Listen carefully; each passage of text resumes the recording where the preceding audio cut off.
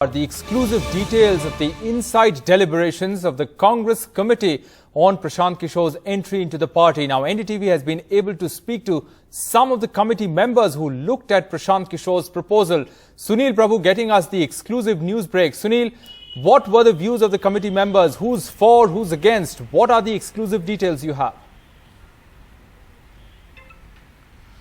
Well, as you're well aware, I think the Congress party, as expected, is well divided on this entire issue.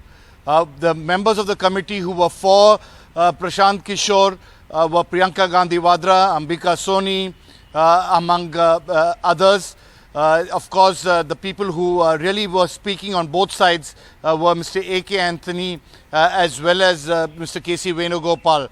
But those against were people like, for example, Mukul Wasnik, Randeep Surjewala, Jairam Ramesh, to name a few, Digvijay Singh.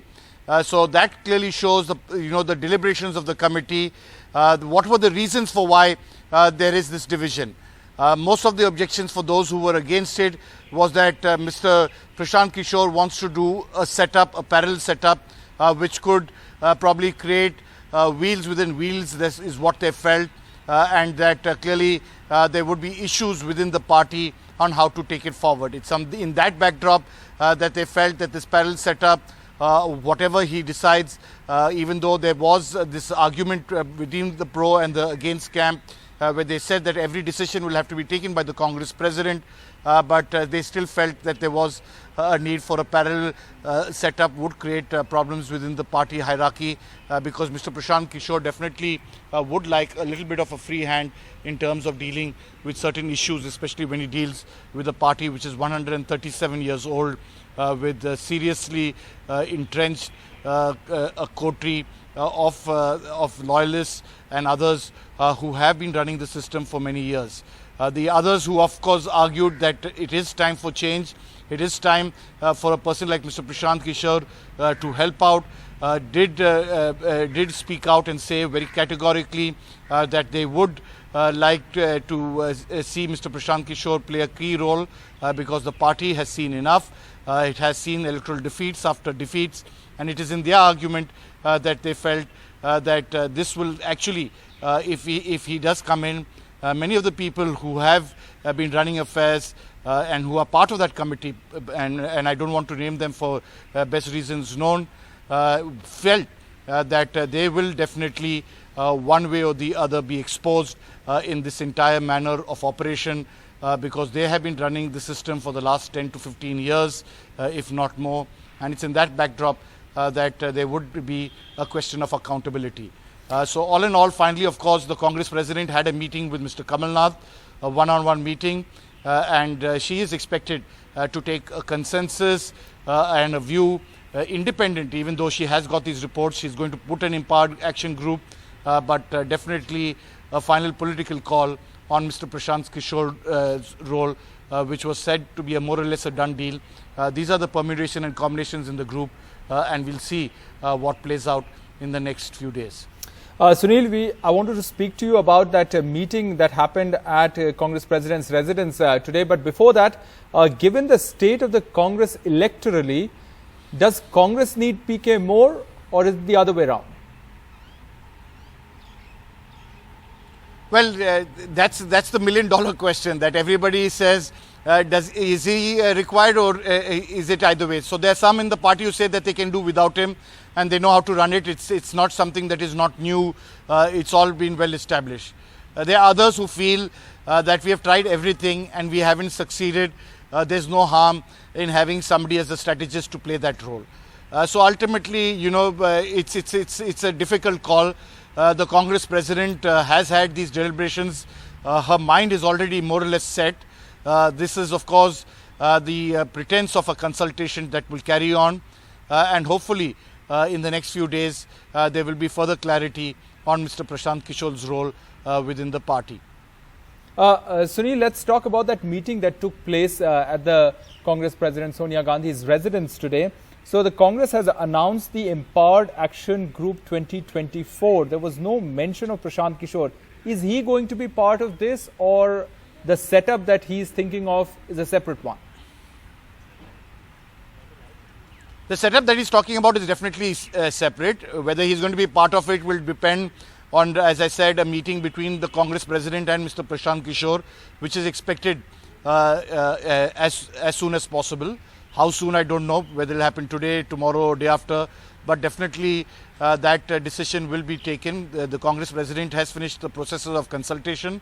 An empowered action group has always been constituted within the Congress party.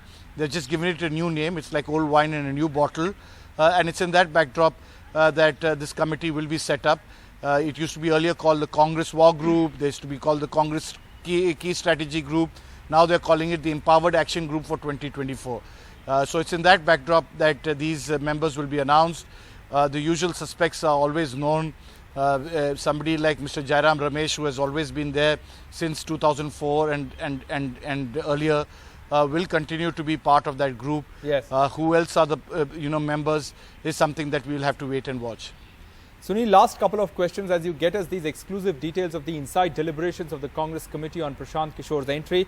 Gandhis are most likely will be the ones to take a final call on this. What is their view on Prashant Kishor and his plan? You've been speaking to several Congress leaders over the last few days. So Priyanka Gandhi Vadra is very keen, and Rahul Gandhi, of course, initially, and this is 1 year back, had certain misgivings about the fact he definitely wants Prashant Kishor to be part of the Congress. You can't be, outsourcing and doing multiple roles, like, for example, what we saw yesterday, his group finalizing the deal with the KCR's TRS. So they don't want multiple authorities or multiple, partners. You have to clearly divorce all your other alliance partners and just have one. And it's in that backdrop we'll have to wait and see whether this marriage between Prashant Kishor and the Congress party does take place. This is something that Mr. Prashant Kishor himself has been keen. He's been trying for some time. He would like to definitely have a national role. He's positively inclined.